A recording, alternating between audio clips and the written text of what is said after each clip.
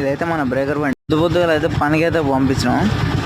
పంపించగానే round కాడి దానికి వెళ్ళగానే బండి అయితే అయిపోయింది. యాక్చువల్గా నిన్నటి నుంచే కొంచెం మూవ్ కావడానికి చాలా టైం తీసుకుంటుంది. ఆగిపోతే ఇక ఇంకో మన ఎక్స్పర్ట్ బండితోనైతే నెట్టి ఇక్కడ యాడ్ ఉంటుందో అక్కడ తీసుకొచ్చి పెట్టినాం. ఇంకా రైట్ సైడ్ వీల్ అయితే ఇప్పేసినాం. క్లచ్ ప్లేట్లు అయితే పోయినాయి అంట. క్లచ్ ప్లేట్లు టార్క్ కన్వర్టర్ అయితే పోయింది. అందుకని మూవ్ అయితే లేదు. మూవ్ కావట్లేదు అని చెప్పేసి అయితే ఆయిల్ తక్కువ ఉందని చెప్పేసి గేజ్ చూసి పోసారు. ఆయిల్ తక్కువ ఉందని చెప్పేసి 5 లీటర్లు తీసుకొచ్చి పోసేసరికి ఆయిల్ ఎక్కువైంది. ఫస్ట్ మెకానిక్ ఏమో వచ్చిండు, ఆయిల్ తీసిండు, చూసిండు, మళ్ళీ పోసిండు.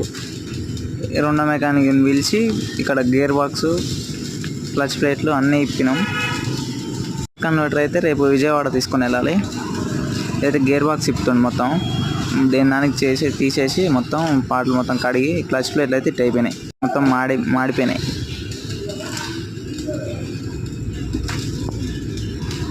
కొత్త క్లచ్ ప్లేట్లు వేయాలి ఇక.